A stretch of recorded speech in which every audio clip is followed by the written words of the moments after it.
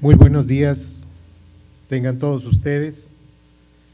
Les damos la más cordial de las bienvenidas a esta, su escuela preparatoria número 4, Unidad Galeana.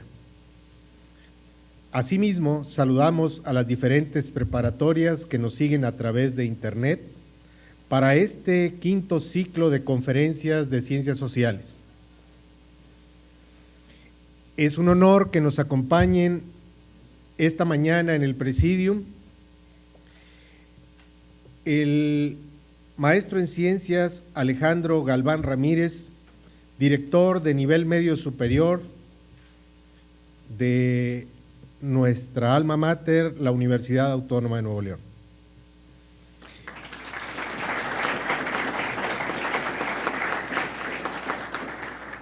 El maestro José Reséndiz Valderas, presidente de la Sociedad de Historia, Geografía y Estadística.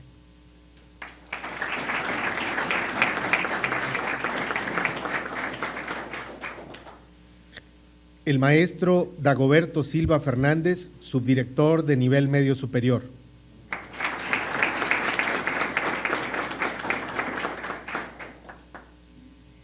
El licenciado Rubén Ariel Núñez Charles, miembro de la Sociedad de Historia, Geografía y Estadística y conferencista del día de hoy.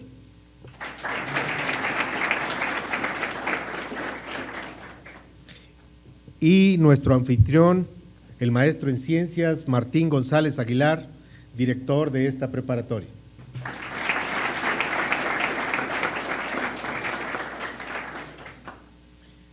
Y para continuar con el programa, le pedimos al maestro en ciencias Martín González Aguilar nos dé su mensaje.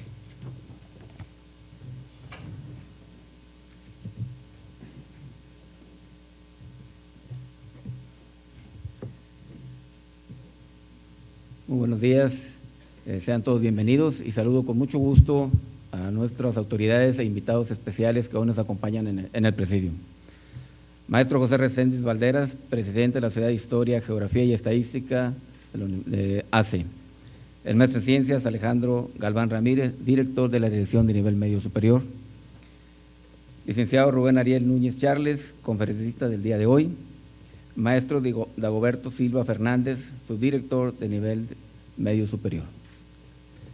Les doy la más cordial de las bienvenidas. Es un honor y un gusto el poder recibirlos en nuestra hermosa preparatoria y municipio de Galeana. La historia es una de las tantas disciplinas que se consideran ciencias. Su importancia radica en que trata o versa sobre el actuar del hombre. Uno de sus ejes fundamentales es poder analizar el pasado para comprender el presente. Mirando al pasado, podemos comprender el porqué de nuestra actualidad. Y para realizar esta tarea contamos con la ayuda de gente apasionada que dedica su vida pacientemente al análisis de los sucesos. Sin los historiadores, la historia sería hechos vagos y muchas veces sin sentido. Es el historiador el que conoce, interpreta, divulga y nos acerca a ese pasado tan lejano al presente nuestro, para que podamos entenderlo en su totalidad. Es para nosotros un privilegio el poder estar aquí y escuchar de viva voz sobre este evento medular de la historia de nuestro país, el que sé que disfrutaremos no solo como conocimiento de la historia, sino también de nuestras esencias. Muchas gracias, sean todos bienvenidos y un saludo a las preparatorias, directivos y maestros que nos siguen a través de Internet. Sean todos bienvenidos.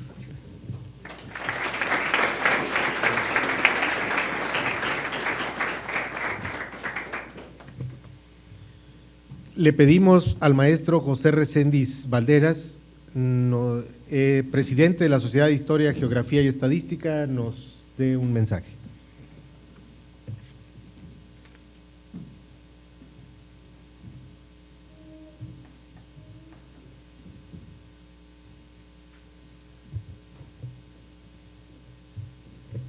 Maestro Alejandro, maestro Martín, distinguido Presidium, estimados alumnos, público presente. Hoy el mundo está viviendo por una etapa demasiado complicada. y una complicación que es producto de una visión también totalitaria de la historia universal, porque lo que hoy se está viviendo es un proceso muy especial que hasta antes no se había tenido, y donde los medios de información y de comunicación juegan un papel sumamente importante. Pero es precisamente en estos momentos cuando debemos estar más comprometidos con el estudio de las ciencias sociales y de las humanidades, porque solamente así podemos comprender cuál es el papel que se tiene que jugar como estudiantes, que son los responsables del futuro. ¿Cuál es el papel que se tiene que jugar en un momento como este? Pero para ello necesitamos saber qué es nuestro país, de dónde venimos, dónde estamos y hacia dónde se puede ir. Porque a través de ello nosotros podemos encontrar las soluciones o las propuestas más recomendables para contribuir a la construcción de un país mejor y más feliz para todos. Porque el conocimiento de la historia nos trae ese conocimiento que necesitamos para tener un conocimiento pleno de la identidad. Esto es, de qué hemos sido antes, qué somos y hacia dónde podemos ir. Por eso, yo en lo personal, me felicito porque soy universitario y sobre todo porque en estos momentos este tipo de pláticas son producto de un interés muy especial que tiene el señor rector, el doctor Jesús Ángel Rodríguez, para impulsar el conocimiento de las ciencias sociales y de las humanidades. Porque a través de estos estudios es como podemos realmente conocer la historia de nuestro país, podemos estar en condiciones de tener propuestas que realmente ayuden a construir un país más feliz, un país que no pierda esa identidad y que no pierda en este proceso de transculturización los valores que le dan la esencia a un país como el nuestro. Por eso, en lo personal considero que estas charlas son de un valor verdaderamente incalculable, porque todos los egresados de las universidades públicas, como la Universidad Autónoma de Nuevo León, deben tener esa característica que los lleva a estar realmente comprometidos con la sociedad a la cual pertenecen cuando sean profesionistas. Y cuando ya estén ejerciendo ese compromiso social, debe cristalizarse en un trabajo que no solamente importe el desarrollo de ustedes, sino también el bienestar y el desarrollo feliz de la sociedad, de la comunidad a la que pertenecen. Así es que damos en realidad un aplauso a esta política del señor rector y ojalá que estas charlas se sigan fomentando porque son de una importancia sumamente grande para todos los estudiantes de las universidades públicas. Muchas gracias.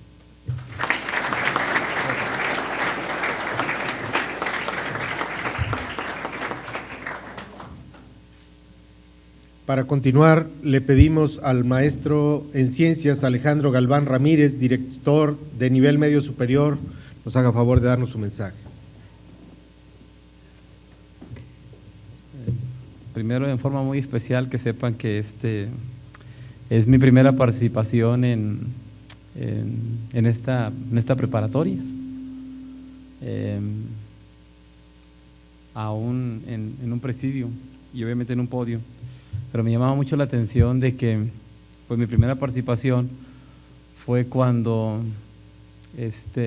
teníamos que trasladar boletas de pago formas de inscripción para este municipio y no teníamos cómo, toda esa papelería, en ese tiempo el maestro Martín, su director, pues no sabíamos cómo trasladar toda esa papelería. Entonces pues fuimos con el rector, en ese tiempo nuestro director anterior, el maestro Benjamín, y le decíamos que cómo trasladábamos, porque había 114 personas que querían ser alumnos de Galeana. Y pues nos rentó un helicóptero, en ese tiempo el problema del Alex, nos rentó un helicóptero y pues traíamos toda la papelería, sus inscripciones, sus trámites que tenían que hacer en rectoría. Entonces pues tuvimos que platicar con toda la gente en ese tiempo y me llamaba mucho la atención el que la gente del grupo de trabajo de Linares decía que era importante, que no tuvieran que trasladarse hasta Linares porque era darle la tranquilidad a más de 114 familias, el que sus hijos no se trasladen. Esa generación ya salió, ustedes a lo mejor fueron también, participaron en la cuestión que vino un gobernador, vino nuestro gobernador, el licenciado Rodrigo, y dio fe de que ese traslado que nosotros hicimos en helicóptero y luego lo hacíamos pues en camionetas, valió la pena, porque 104 personas de ese grupo pues, llegaron a una graduación. Yo agradezco en forma muy especial también la participación en esas cuestiones académicas de nuestro maestro Dagoberto. Obviamente, ¿por qué? Porque mientras unos estamos haciendo una situación, otros nos apoyan con otras situaciones que a ustedes les favorecen, con todo lo que ustedes ven con sus materiales bibliográficos, con lo que ustedes ven con sus guías académicas, su plan de estudios.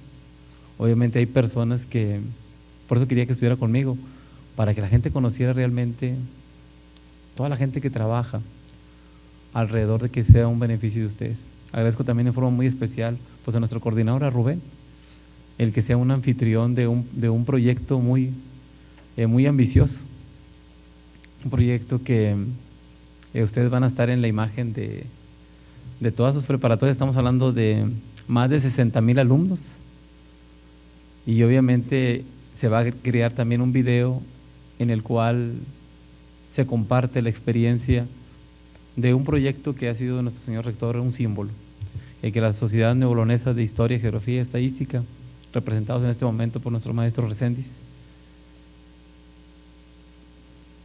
que verdaderamente sea tangible y que hoy llegue a una cuestión propia, representado aquí por nuestro maestro Rubén Ariel Núñez, que llegue a ustedes y que llegue a toda la comunidad de las preparatorias.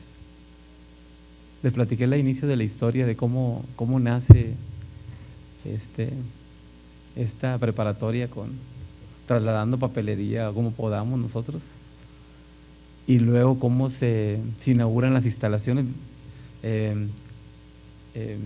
Cuando ahorita que estábamos llegando me tocó ver el espacio y la carretera y verdaderamente qué bueno que nuestra universidad sigue siendo una luz para nuestra sociedad, y vemos transformada cómo se puede llegar ahora a nuestra preparatoria aquí 4 de Galeana.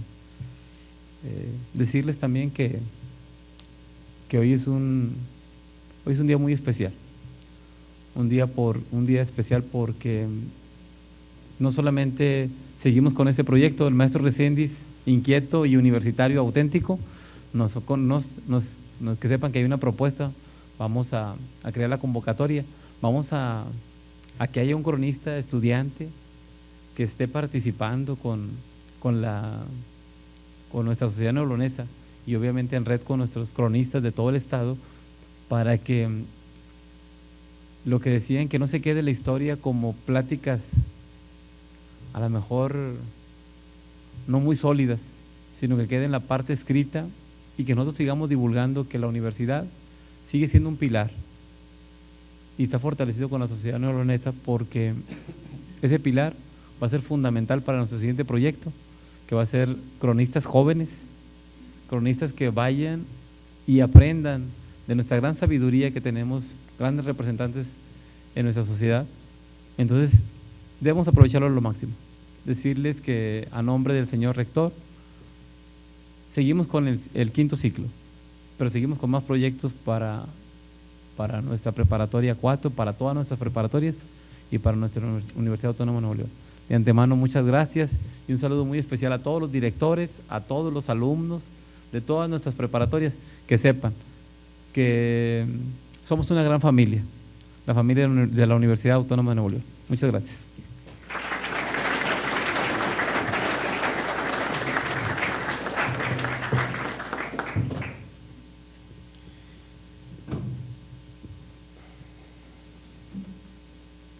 La Universidad Autónoma de Nuevo León y la Sociedad Nuevo Leonesa de Historia, Geografía y Estadística AC, en coordinación con la Dirección de Estudios de Nivel Medio Superior y la Preparatoria número 4, Unidad Galeana, tiene el honor de presentar dentro del quinto ciclo de conferencias el tema La ideología del movimiento de independencia.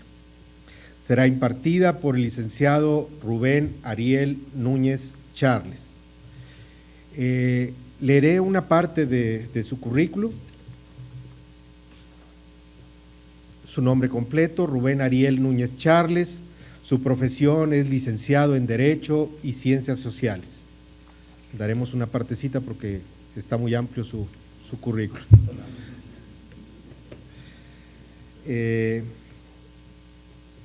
Actualmente se dedica al litigio por cuenta propia. Además de ser editorialista en el periódico elregio.com de Monterrey, titular de la columna diaria El Piropo, titular de la columna masónica de la Escuadra al Compás, editorialista del tópico histórico y humanístico, miembro activo del Partido Revolucionario Institucional desde el año de 1965, miembro activo de la Sociedad Nuevo Leonesa de Historia, Geografía y Estadística, cronista honorario de la ciudad de Cadereyta, Jiménez, Nuevo León, miembro activo de la Sociedad Cultural Regiomontana Virginia Treviño de Collins, miembro activo de la Academia de la Lengua Viperina, socio activo de la Sociedad de Autores y Compositores de la Música de la Ciudad de México, Distrito Federal, miembro fundador del Club Excursionista Grupo Alpino Comodines, afiliado a la Asociación de Excursionismo de Nuevo León, ponente literario en la Escuela Preparatoria Álvaro Obregón de la Universidad Autónoma de Nuevo León y en la Universidad de Montemorelos, teniendo en imprenta la obra poética intitulada Circunstancia Poética, que brevemente se dará a conocer, y El Pípila, un héroe desconocido. Tiene en su haber la investigación de la microhistoria de México sobre un personaje de Guanajuato en la época de la independencia, El Pípila. Miembro fundador de la RLS Álvaro Reyes Arrecochea, número 76. Miembro fundador de la RLS Apolinar Núñez de León, número 78. Misma que ostenta el nombre de su señor padre, venerable maestro, actualmente y gran segundo orador de la Gran Logia del Estado de Nuevo León.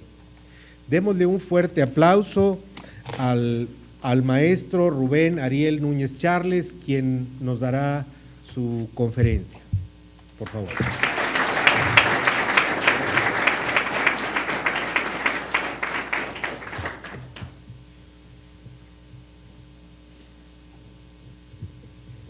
Muy buenos días. Saludo con respeto a mis compañeros integrantes del podio y a ustedes, jóvenes, con mucha admiración y cariño. Debo decirles que, al margen de toda presunción, como quizá escucharon, mi segundo apellido es Charles.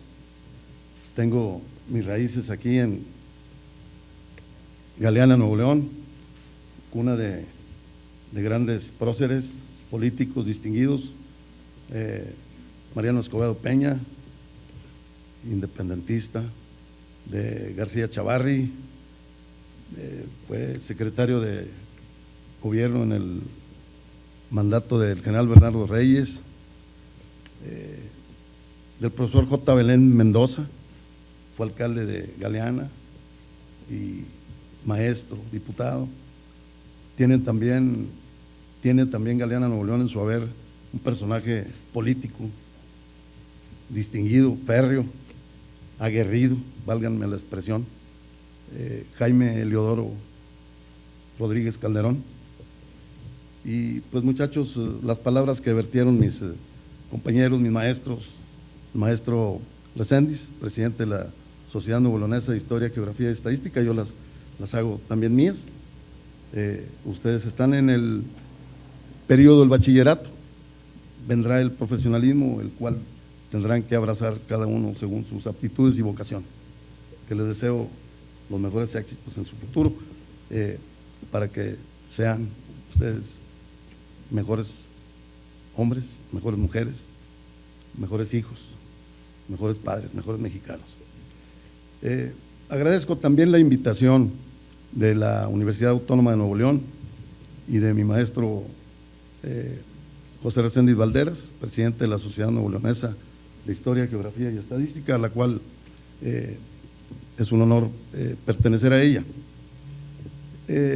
Al tocar este tema de la ideología del movimiento de independencia, no es tan fácil debido a la, no puedo usar la palabra de intrincado, pero a lo fuerte que es decir la ideología. Entonces, pues, para eso están otros eruditos en la materia. Yo no me declaro muy erudito en las cuestiones de Hidalgo, pero amante de Juárez. Sin embargo, como les dije, los libros de consulta que ustedes también han usado, usan, nos dan este acceso y esta ruta que me permitió escribir esto para ponerlo a disposición de ustedes, y con las disculpas de mis errores para esto. La ideología del movimiento de independencia. Nuestro ser social nos lo ha legado el padre de la independencia mexicana, don Miguel Hidalgo y Costilla. A fin de analizar su ideario, tendríamos que señalar que el despertar que Hidalgo buscó para la emancipación de las Américas españolas iba en busca de una vida de glorias. Desprenderse de la madre patria que se creía habría de ser indefectiblemente de los franceses, a quienes se les atribuía una fuerza superior a la de un pueblo que quería ser libre. El influjo atribuido a los agentes de Napoleón y a los objetivos mercantiles de los ingleses no habrían sido, sin duda, bastantes a conmover las colonias y a romper la adhesión que tenían a la metrópoli. Si no hubieran tenido sentido, el pueblo, el irritante aguijón de los ataques personales y la convicción de que creciendo de día en día la opresión, alejábase de ellos la esperanza de reforma, engendrado el deseo de independencia como único remedio. Hay que reconocer y dejar en claro que este tema del estallido de la Revolución de Independencia merece un estudio profundo y muy extenso, que el ideario del movimiento de independencia iba a sentar su base ideológica precisamente en la alentadora y férrea esperanza de desatar los aberrantes grilletes del opresor.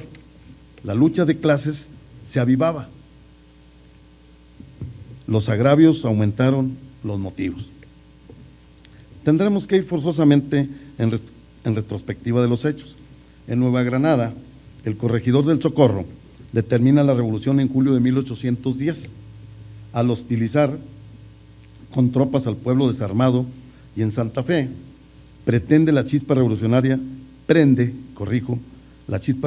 al insulto por palabras injuriosas de un tendero europeo a un americano.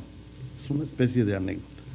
En Cartagena estalla la revolución en agosto por las odiosas diferencias que fomentaba el gobernador entre españoles, europeos y americanos. En Chile, los atentados y la violencia del capitán general Carrasco dieron por resultado la creación de una junta de gobierno el 18 de septiembre. Ataques personales eran en Nueva España la destrucción de ciertas plantas que estaban prohibidos sembrar, habiéndose dado el caso de que muchas veces fueran cerradas las cepas. A los vecinos de Puebla se les impidió continuar el comercio de frutos del país, por cuya disposición muchos se arruinaron. Y prohibido el envío de harina a Barlovento, tan solo se admitió con exorbitantes contribuciones. Muy directamente estaba atacada la personalidad al ser preferidos por todos los puestos superiores los europeos, en tanto que para los americanos tan solo había desprecio. En México, desde la prisión de, se dice así, Iturrigaray, se había avivado la rivalidad entre españoles y conjunto con los americanos, siendo muchos de estos encarcelados o desterrados, cuando en cambio la facción contraria fue recompensada con las gracias que trajo el virrey Venegas en esa época. Viniendo los ataques personales ejercidos por una tiranía sin límite a determinar el glorioso levantamiento que apareció en el pueblo de Dolores en septiembre de 1810. Tremendos debieron ser los sufrimientos de los pueblos americanos para que se lanzaran a la rebelión, cansados de 3 siglos de penas en los cuales mostraron constantemente su docilidad, la suavidad de su carácter, su mansedumbre y humanidad que tocaba casi en el abatimiento. No es nuestro propósito inventar recriminación ni culpar a determinada clase, solo queremos hacer constar que la opresión fue sin duda el primer eslabón de la cadena de causas que produjeron el levantamiento de los pueblos, que nunca pudieron ser tachados de ingratos, porque aprovecharon la coyuntura de hacerse libres. Derecho proclamado ante la Junta Central por el entonces ilustre don Gaspar de Jovellanos. No faltaron europeos que, dolidos de la suerte que tocó a los americanos, escribieran en su defensa, como don Antonio Castañeda, Feixo y otros. Pero gobernadas las colonias desde algún tiempo por hombres ambiciosos e inmorales, se fue llenando la medida de paciencia del Todopoderoso y se derramaron los males sobre la madre patria, que fue invadida por grandes calamidades, consecuencia de una larga serie de delitos y prostitución y de la inextinguible ley de que no puede ser dichoso un pueblo que oprime a otro. Ahorita que mencioné la madre patria, muchachos, señores, hubo un historiador valiente que respecto a la madre patria dijo: México no le debe nada a España. España no es la madre ni el padre caritativo ni amoroso. Prosigo. Es digno de notarse que siempre comenzaron las conmociones populares por agravios inferidos por europeos a los americanos y nunca por estos a los primeros. En todas partes prendían las autoridades y procesaban al americano que se expresaba contra los europeos y nunca se dio el caso contrario, y esto no era justo. Se hacían continuas remesas bajo partidas de registro de vasallos americanos a la península en donde quedaban absueltos, lo que prueba el atropellamiento con que eran tratados. El mismo grito de Dolores no vino a ser determinado por el sumo temor que habían infundido la persecución. Recordemos que el grito de Dolores, antes de darse, válgame así la expresión, sufrió una serie de traiciones, programado para una fecha, tuvo que haber sido adelantado, que eso se estudiará por aparte. Si hemos de hablar de imparcialidad, hay que convenir que tal situación, si no disculpa de todo, al menos disminuye los excesos cometidos para combatirla, pues es virtud superior al heroísmo, al recibir injurias y no repeler con la fuerza al que lo provoca. ¿Cómo podemos explicar a la inteligencia del hombre reflexivo la uniformidad con que se efectuaron los movimientos insurreccionales en espacio tan vasto de América? Y podrá llamarse rebelión y ser criminal una revolución que tiene tales caracteres. Solo el temor al desbordamiento de las pasiones y a la falta de respeto de la propiedad y el carácter pacífico de los americanos pudieron tener callada tanto tiempo la manifestación de sentimientos tan generalizados a favor de la independencia, que es la justicia, refrenando el espíritu de dominación que agita a los hombres y a las naciones, donde campea la armonía entre los derechos y obligaciones, el combate entre el poder y la igualdad. Ese silencio fue interrumpido en Nueva España por la voz del modesto sacerdote cura del pueblo de Dolores, Miguel Hidalgo y Costilla, del que me permito citar una breve genealogía. Fue hijo segundo de don Cristóbal Hidalgo y doña Ana María Gallaga. Nacido el 8 de mayo de 1753 en la hacienda de Corralejo, jurisdicción de Pénjamo, en el estado de Guanajuato. La meditación filosófica del fin a que se reduce todo lo que rodea al hombre, le abstraía, y habiendo resuelto seguir la carrera que le permitiera vivir libremente con sus pensamientos, adoptó la eclesiástica. Y es en México donde recibe órdenes. Estas, cuando vamos a decir, es una especie de graduación. Eclesiásticamente se reciben las órdenes. Hacia el año 1779, obteniendo también el grado de bachiller en teología. Esa profunda inclinación a los pensamientos concentrados y sentimientos, como los de todas las almas elevadas que buscan en la filosofía el remedio de las miserias de la humanidad, contribuyeron a llevarlo en ocasiones a excesos que no fueron más que productos de su exquisita sensibilidad y extravíos de un cerebro profundamente pensador. Y si hablamos de la ideología que lo llevara al movimiento de independencia, aquí señalaremos la ruta que Hidalgo se iba marcando. Es necesario citar otros ejemplos del extravío de bellísimos corazones y de elevadas inteligencias después de escribir los nombres de David y Salomón. Por una fatalidad inseparable de nuestra naturaleza, los buenos sentimientos hacen cometer con frecuencia malas acciones, mancillando los medios de ejecución, los designios más nobles, pero hay que recordar que siempre que el carácter de las grandes acciones debe tomarse de los motivos que la determinan y no de los accidentes o del buen o mal éxito de las empresas.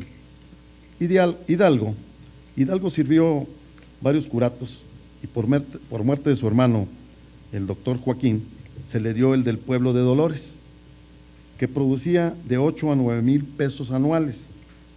Para ese entonces, algunas leves manifestaciones de sus ideas filosóficas le habían traído acusaciones de no muy ortodoxo en sus opiniones. Ya mostraba su carácter de liberal, criticándolo también por el género de ocupaciones a que se entregaba, pues traducía con facilidad el francés, cualidad muy rara entonces. Se dedicaba a la lectura de obras de artes y ciencias y tomó empeño en el fomento de varios ramos agrícolas e industriales inherentes a su curato, cosa que en aquella época era muy frecuente. Ante el sistema de aislamiento establecido, parecía impotente en Nueva España el movimiento de civilizaciones cuyas terribles luchas y filosóficos combates no sentían entre nosotros, ahogándolas la presión de las conciencias y la tiránica máxima de que el poder de los reyes viene de Dios. En el orden moral, una idea engendra otra, y proviniendo de un pensamiento otro, se forman gradualmente el progreso y las mejoras. Pero cuando se detiene la marcha constante del bienestar, es necesario que alguna fuerza la regenere y ordene por medio de un impulso más o menos fuerte. Entonces, la naturaleza envía una de esas inteligencias privilegiadas y de esos corazones tiernísimos necesarios para combatir la marcha paralizada y que, comprendiendo el origen del mal, saben hallar el medio de corregirlo, dotándolos hasta de los extravíos necesarios para sus fines. Tal fue Hidalgo. No podía ser abandonado en sus obligaciones ni relajado en sus costumbres, como se le acusaba, el que pagaba ampliamente a un instructor en doctrina para los indios, dirigía su atención y empleaba su tiempo y dinero en todo lo que él creía útil y provechoso para el pueblo, que no solo contaba con el amor de sus feligreses, sino de personas bien puestas en la sociedad, como el obispo Abad y Queipo y el intendente Riaño, quien también se interesaba en los adelantos del país. Quizás les suene el apellido Riaño, muchachos, que era el intendente del castillo de Granaditas, que la historia lo marca por ahí en la quema del portón de granaditas.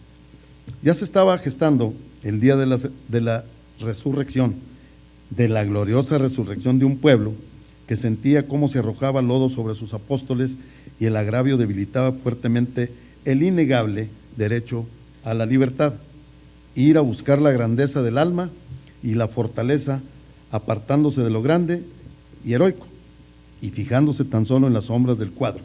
Indica un corazón débil y un espíritu que se niega a la verdad. Si alguien se sacrifica por darnos libertad política, que consiste en la personal seguridad y el goce de los derechos, ¿veremos antes que esto sus defectos personales? ¿Y no le tributaremos gratitud sin dejar por eso de confesar sus faltas? Negar la una porque existen las otras es un rigorismo que han desechado las almas libres, elevando a la categoría de dioses a los hombres que prestaron sus servicios eminentes, para los cuales tienen los pueblos por único premio el culto público de la gratitud. Aquel que muere en demanda de darnos una posición social, riquezas y honores, que procuró ancho campo donde se ejercitara nuestro entendimiento, tiene derecho a nuestro aprecio, sea quien fuere, y aun cuando no hubiera conseguido su objeto.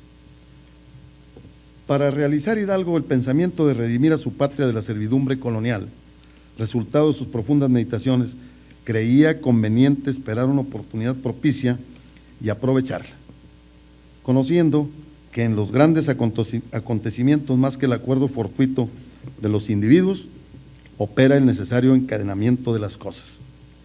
Los manuales de historia de México, al hablar de las causas que dieron lugar al movimiento de independencia, lo hacen de una manera simplista: causas externas y causas internas.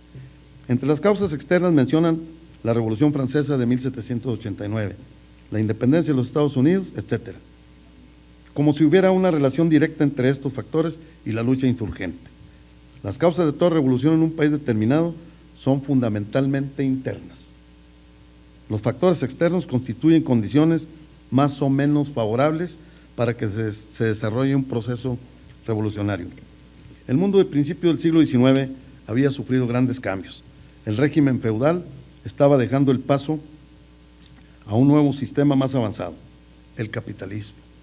Una nueva clase social ascendía al poder, la burguesía. España era una potencia de segundo orden que carecía de aliados para conservar su vasto imperio. Ya el conde de Aranda, en su conocida carta reservada al rey Carlos III de 1783, previó con genial exactitud el colapso del colonialismo hispano. Las viejas ideas medievales entraron en declive frente a la nueva filosofía adoptada por la burguesía.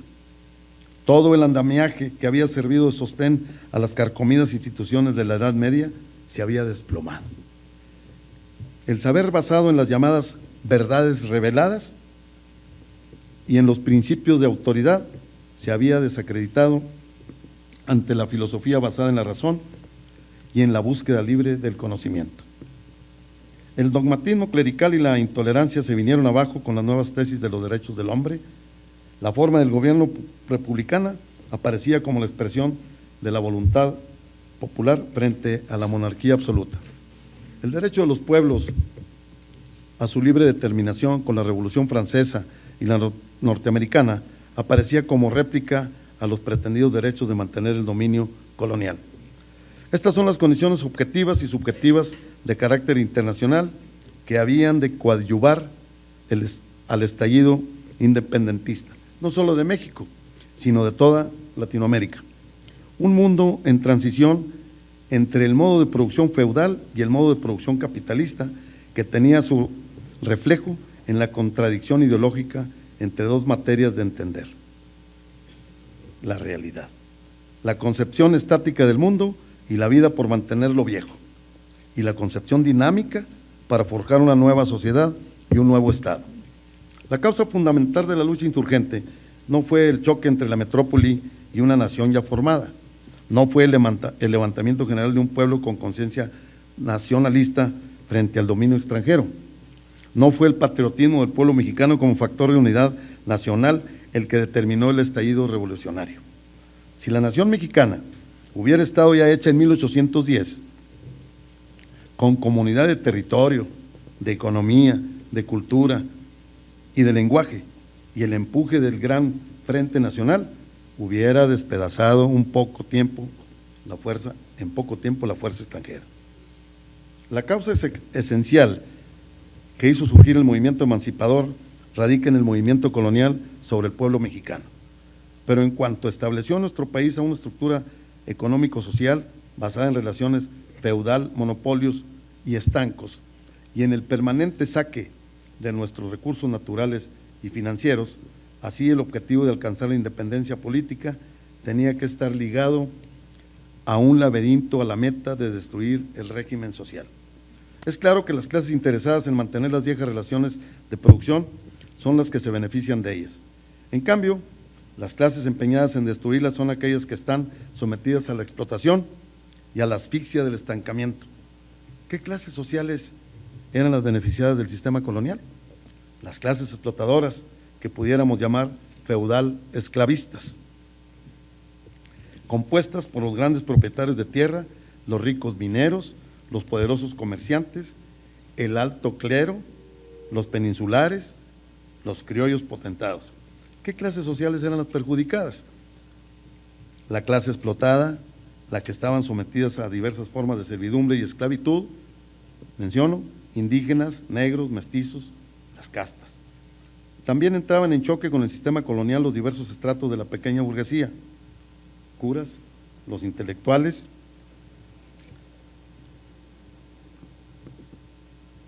criollos, pequeños comerciantes, pequeños propietarios de tierras, etcétera.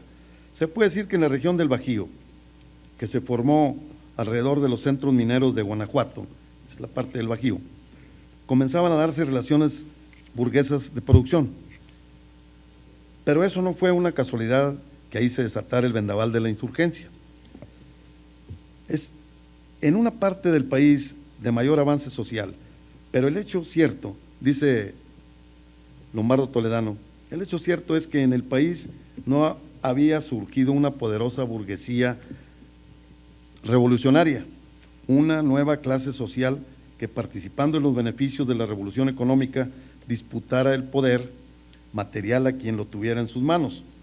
Nuestra burguesía no era en el sentido estricto de la palabra una burguesía, sino una clase social terrateniente, latifundista, conservadora y reaccionaria. No había una clase social que luchara contra el régimen feudal y esclavista para batir el cauce al capitalismo en nuestro medio, sino por el contrario, había una clase que no llegaba todavía al feudalismo, porque lo característico del régimen de la colonia, más que feudalismo, era esclavitud. Dice Lombardo Toledano en Hidalgo y la Revolución de Independencia, de enero a marzo de 1954. Así pues, la revolución insurgente tuvo causas fundamentalmente económicas y sociales, fue una guerra de clases, un movimiento popular que tuvo las características de una revolución social más que de una revolución política, nombrada por unos plebe urbana, concepto con el cual no coincidimos. Pero si analizamos el estricto sentido del significado de plebe, que resulta chusma, vulgo, gente, gentuza, etcétera, indudablemente también forman parte de aquella dividida sociedad a la que les resulta difícil pertenecer, como dijo nuestro gran Benito Juárez en Apuntes para mis hijos. Qué difícil es para mí integrarme a una sociedad a la cual ya pertenezco. Refiriéndose, nuestro Benito Juárez, refiriéndose sin duda alguna a su calidad de indígena.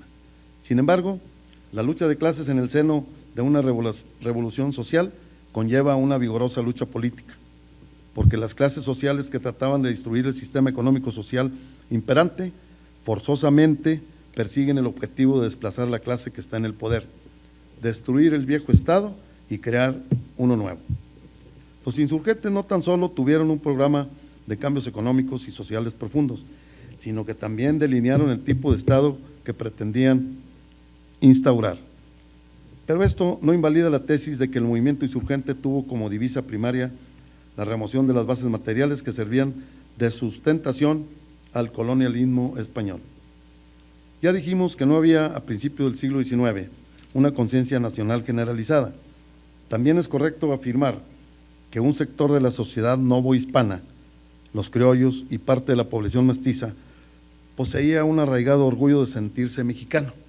Este factor nacionalista, no decisivo todavía, debe ser tomado en cuenta para interpretar correctamente el proceso que siguió nuestro movimiento de liberación nacional respecto del Imperio Español.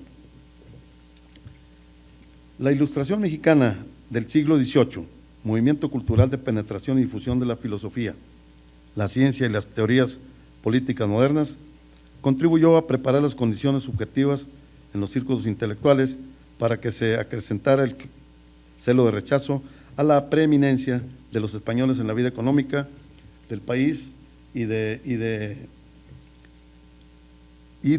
la política en sí. Voy a pedir un vasito de agua, con el permiso de toda la concurrencia. Discúlpenme. Crítica a la división tradicional de la Revolución de Independencia. 1. Etapa de iniciación. 2. Etapa de organización. 3. Etapa de consumación. Es una división simplista que no va a la esencia del movimiento de independencia. Es tanto como decir que todo comienza, se organiza y termina. Sabemos muy bien que la consumación de independencia ya no está dentro de la revolución insurgente. La esencia de la cuestión radica en distinguir lo que el movimiento de independencia como revolución y como simple movimiento para destruir la dependencia de nuestro país respecto de la metrópoli española. La diferenciación de esas dos cuestiones es lo que nos puede llevar de la mano para hacer una periodización científica del movimiento de independencia. Es preciso, pues, conceptuar de un modo riguroso lo que una revolución, un movimiento de esta naturaleza, no es cualquier desorden o cambio superficial, sino un acontecimiento de gran trascendencia que trae consecuencias económicas, sociales y políticas profundas, transformaciones cuantitativas y cualitativas que modifican el rumbo histórico de una nación.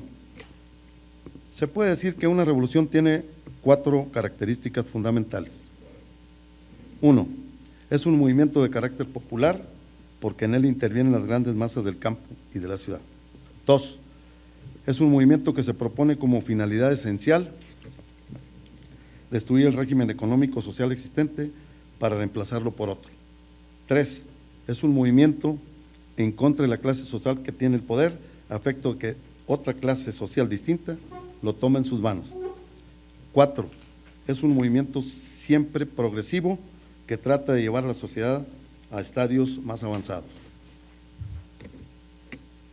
Se ha determinado incluso que la revolución de independencia no se circunscribe estrictamente a los 11 años tradicionalmente considerados.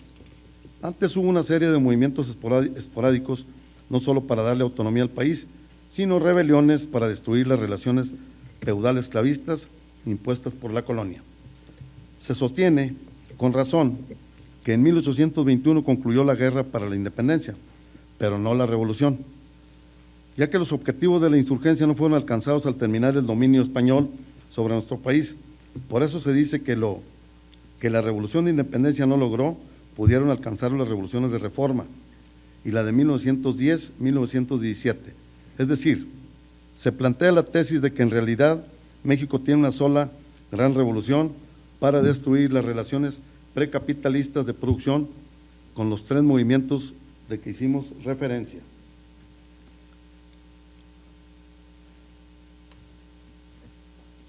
Fijado y explicado el concepto de revolución, es necesario entonces distinguir cuándo el movimiento aún no es una verdadera revolución.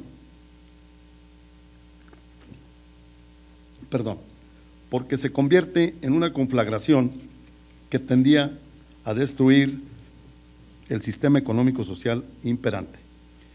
¿Y qué causas determinaron que la independencia se consumara sin contenido revolucionario, favoreciendo más bien a las clases privilegiadas?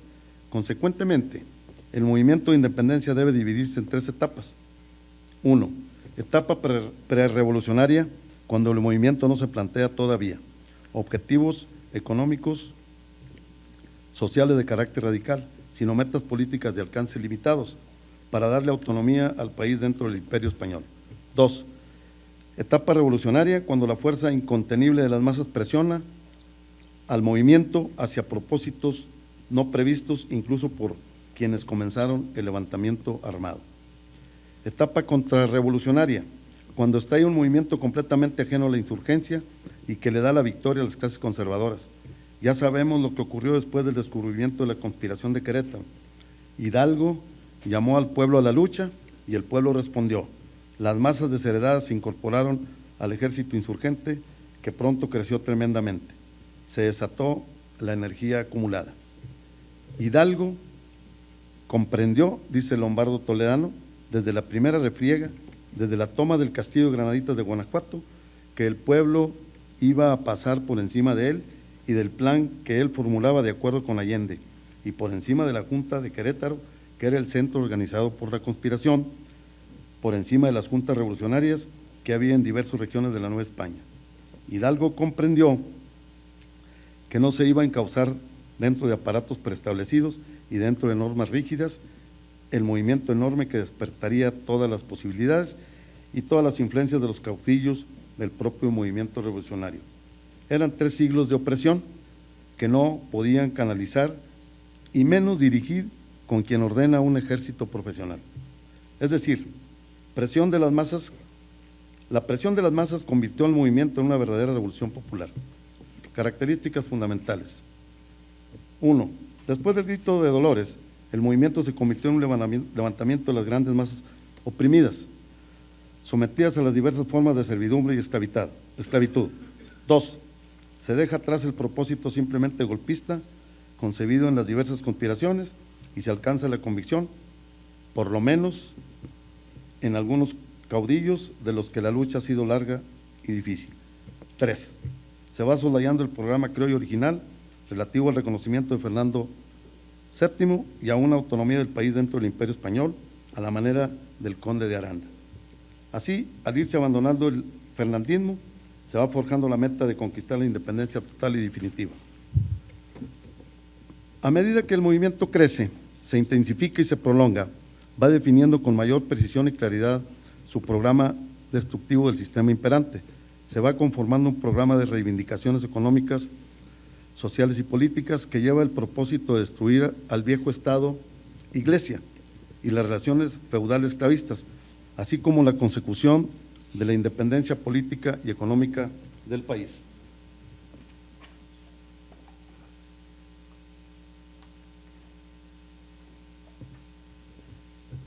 Número 5. Este programa, plasmado en los diversos documentos de la insurgencia, ha de contener demandas esenciales como estas. Inciso A. Establecimiento de un régimen democrático, principio de la soberanía popular, Congreso representativo del pueblo, división del poder, supresión de los fueros. B. Un sistema económico sin monopolios, estancos y prohibiciones que permitiera la explotación nacional de nuestras riquezas naturales y prohibiendo que los extranjeros se beneficiaran de ellas, que evitara el saqueo de nuestro dinero y desarrollara la industria. Inciso C. Un gobierno que tuviera como mira la justicia social, abolición de la esclavitud, los tributos y la discriminación social, devolución de las tierras a comunidades indígenas, fraccionamiento de las haciendas para repartir las tierras a los campesinos pobres, promulgación de leyes con el fin de hacer una más justa distribución de la riqueza y mejorar el salario de los trabajadores, ampliación y difusión de la cultura, destierro de la pobreza y elevación constante del nivel de vida del pueblo. Estas son las conclusiones que podemos resumir, la ideología del movimiento de independencia. En fin, un programa de 3 grandes metas permanentes en la historia revolucionaria de México: independencia nacional, económica y política, mejoramiento de las condiciones de vida de las masas populares, instauración de un régimen democrático. Es cuanto. Muchas gracias, muchachos, por su atención.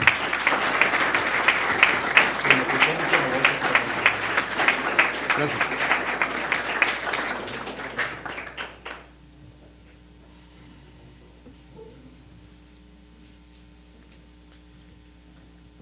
Bueno, pasemos a a una sesión de preguntas, si tienen, para aprovechar al licenciado Rubén Ariel.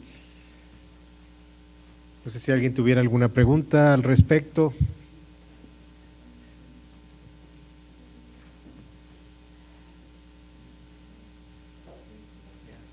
Sí, yo, si no puedo, tiene el maestro los años aquí conmigo y les damos ayuda. Yo disculpo porque con días anteriores traje un malestar de la laringe muy fuerte y aquí me vino a resistir con usted, pero ¿alguna duda? Bueno, no van a estudiar ustedes historia. ¿Ya saben ustedes quién era el Pípila? ¿No les dijeron los maestros? Porque sí existió. Desde luego hubo muchos Pípilas. Los historiadores de la época le dijeron Pípilas a todo el que se colgó la lápida, la losa ahí para quemar el castillo donde eran ahí. Pero, gracias. Pero el Pípila tiene un nombre y tiene un acta de bautizo y tiene un acta de función. El Pípila se llamó Juan José de los Reyes Martínez Amaro. Y fíjense, el Juan José me parece muy bien, de los Reyes, pues imperaba la iglesia. Nace el 3 de enero del 782 y lo bautizan el 6. Entonces la iglesia dijo, pues aquí aprovecho, tú eres como el Día de los Reyes, ¿verdad? De los que habla la comunidad eclesiástica.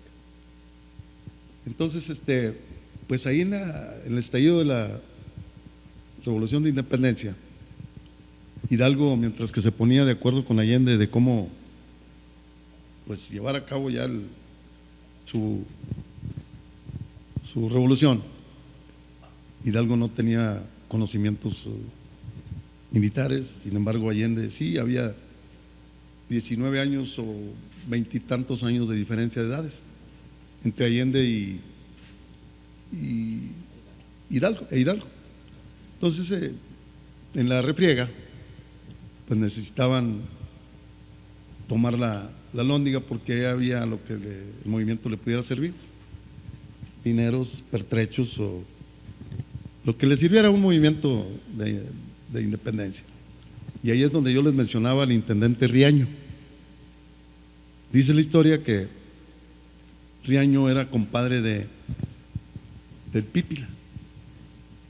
Entonces, para yo hacerme de este personaje del Pípila, ahí en el archivo de mi señor padre me encuentro una hojita y decía: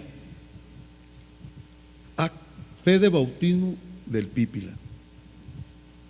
Y miren qué curioso, la escuela donde yo estudié, la calle se llama Pípila, simple y llanamente Pípila, sin el artículo él. Entonces, pues seguimos hurgando en esto de la historia como metiches que somos, y dije yo, bueno, pues aquí dice que nació Juan José, pero más adelante me encuentro y dice acta de defunción. Ah, caray. Bueno, pues yo quise ir más lejos y me fui al archivo de Guanajuato y dije, el Pípila tuvo que haber tenido hijos o se casó. Y miren, en el acta de defunción de Juan José de los Reyes Martínez Amaro, el oficial de la época dice que anoche murió de dolor cólico, así, dolor cólico, el adulto llamado Juan José, que fue al que le apodaban el Pípila y que incendió el castillo de Granaditas en el año de independencia. Pues yo digo, nada tendría,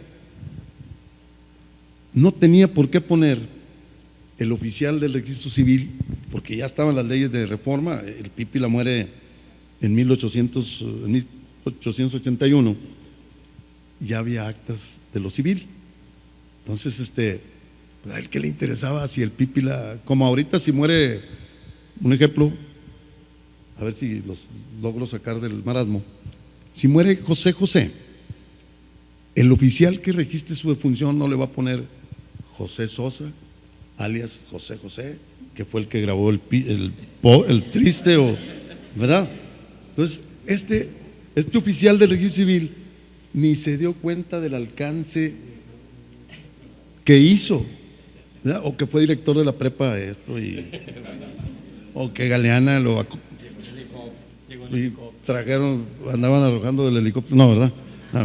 Entonces, esos son las anécdotas, pero si bien es cierto, curiosas, no dejan de aportarnos valores históricos, información. Entonces, pues ahí en el archivo de Guanajuato, le digo yo a la bibliotecaria, oiga, yo quiero ver si tuvo hijos o no. Digo, no, maestro, se va a meter en camisa de 11 varas, porque lo único que tengo es esto. Y sorpresa, me va mostrando un decreto del gobierno de la República de 1891, donde a Victoriana Bretadillo, que fue compañera porque no encontré el acta de matrimonio,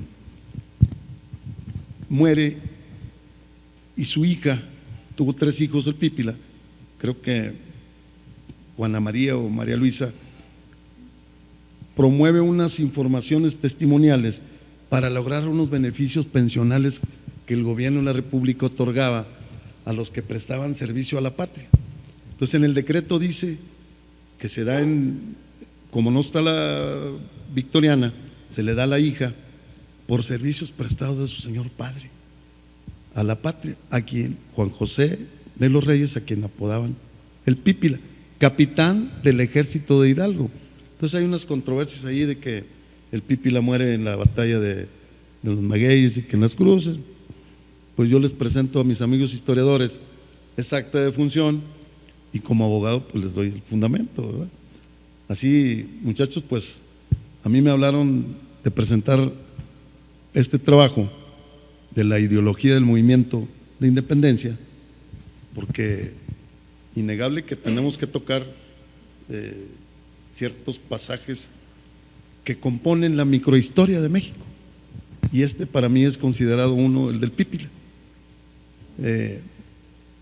Ustedes pues tendrán que seguir, como se los dije ahorita, el avance profesional.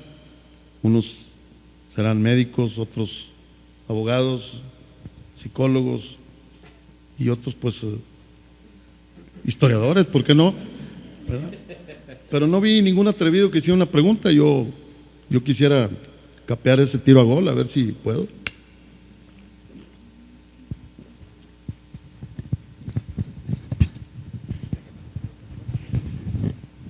Al fin y al cabo ya dije que aquí había quien me cauchara y les contestaba. Todos son de Galeana, Nuevo León. Y si sabían de Mariano Escobedo, ¿no? Que se tiró al pozo del Gavilán. No, ¿verdad? No. Bueno. Eso no es cierto. Pero ustedes creen que no anduvo cerca de por ahí, que ya estaba el pozo del Gavilán. ¿Sí? Aquí anduvo mi abuelo, Luis Charles Ortiz, también. Bueno, pues no sé quién más sea Charles por aquí. Charles. Bueno, mira, tiene cara de Charles, ¿eh? Con todo respeto, sí. Y bueno, y no nos puedes preguntar algo. A ver. Yo le decía al maestro Reséndiz que en la escuela donde yo estudié, la primaria, posteriormente la secundaria, pero hasta los 18 años me fui a la preparatoria. Pues no está peleada la edad con los estudios, ¿verdad? Claro. Y recibí mi título de abogado a los 40. No le digan a muchos, pero todavía quiero seguir estudiando una carrera que me gusta mucho, filosofía y letras. Pero a ver si me consigue una beca mi maestro Reséndiz.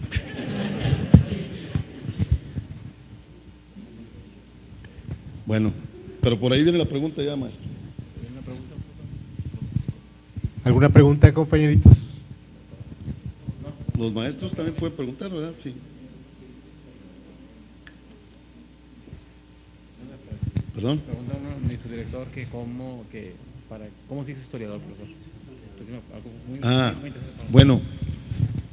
Ay, pues esa es una excelente pregunta porque ahí me deja margen de presumir. Fíjese que mi señor padre, Apolinar Núñez de León, ya vamos a empezar a presumir, funda en 1945. Uy, muchos de los que estamos aquí todavía no nacíamos. No sé si el maestro de historia no, ¿verdad? Ay. Junto con un destacado maestro, Timoteo L. Hernández, la Sociedad Nuevo-Leonesa de Historia, Geografía y Estadística. Pues yo los acompañaba a Galeana, a lo que ellos llamaban piedritas, buscar piedritas. Ahora le dicen estudiantes de arqueología o no sé qué, ¿verdad? Entonces yo todavía tengo por aquí una punta de flecha, les dicen pedernales. Y más por acá traigo una amonita. No vengo preparado, ni voy a sacar del dónde quedó la bolita, ¿verdad? Porque esta es una monita, es un fósil, ¿verdad? Entonces, pues de ahí me nació buscar en la historia y vivo entre apuntes, y fue cuando me encontré lo del Pípila, y también me encontré unas cosas de Juárez y de Hidalgo y de Víctor Rosales y de muchos. Me interesa mucho la vida de Mariano Escobedo, pero pues yo me quedo con el puro interés porque mi padrino Israel Cavazos ya lo dijo todo, ¿verdad? El maestro de maestros, ¿verdad? Y me encuentro un libro, un epistolario que dice Epistolario Vidaurri, Zaragoza, y dice: este primer ejemplar para mi excelso amigo Apolinar Núñez de León, 5 de febrero de 1962. Yo tenía 14 años. Y de ahí es como nos nace el gusto por la cuestión histórica. Le venía platicando al maestro Reséndiz. Se valen estas anécdotas porque los jóvenes las reciben, yo creo que con mucho cariño. Cuando andaba yo en el campo, en el monte, con Israel Cavazos, Manuel Neira Barragán, Timoteo L. Hernández, Héctor Buentello, el profesor Buentello y otros, pues todos eran historiadores, y mi señor padre quería hacer algún apunte y sacaba una cajita de cerillos, guardaba los cerillos y en el reverso apuntaba el dato que había percibido. Pues qué rústico, ¿verdad? Le dije: papá, pues llévate unas hojitas, preparado, tu plumita, una sombrilla, agua, celulares, GPS y todo. No existía nada de eso, muchachos. No, se basaban como la ciencia celeste de los aztecas, ¿verdad? Dónde nace el sol y dónde nos metemos. Y pues ese es el gusto por la historia, como los maestros de vocación. En minuto he escuchado cómo se forjaron todos los maestros de ustedes. No fue sencillo lo que ellos pasaron. Penurias, enfermedades, desprecios, a veces lo voy a decir con todo respeto, de los alumnos, de los padres de los alumnos. Ahorita, qué esperanzas que el maestro le diga: ¡cállese! Porque vas tú y le dices: papá, me dijo muy feo, papá. ¿No vas a ir a decirle algo? Ve, dile algo. La mamá cerrándole el kinder a la pobre maestra que no hizo más que… Pues sí, yo tengo 2 nietos viviendo en casa, porque el papá no sé dónde esté. Y oigo que le grita a mi hija, oiga, pero ¿por qué le gritas tanto, hombre? Mira, el niño ya hasta se hizo así. Dijo: es que no hacen caso, papá. Tienes 37 años y no haces caso tú. ¿Quieres que te hagan caso a ellos? Y yo los maestros los quiero y los respeto bastante, porque las pupilas no se queman tan fácil. Y aguantar alumnos y padres de familia y la dirección. Te hablan en la dirección, ¿verdad? Entonces yo pido también un aplauso para todos los maestros de ustedes, porque pues son los que les van a seguir arrojando luz y orientándolos, y un regaño de vez en cuando para que nos portemos bien. Gracias.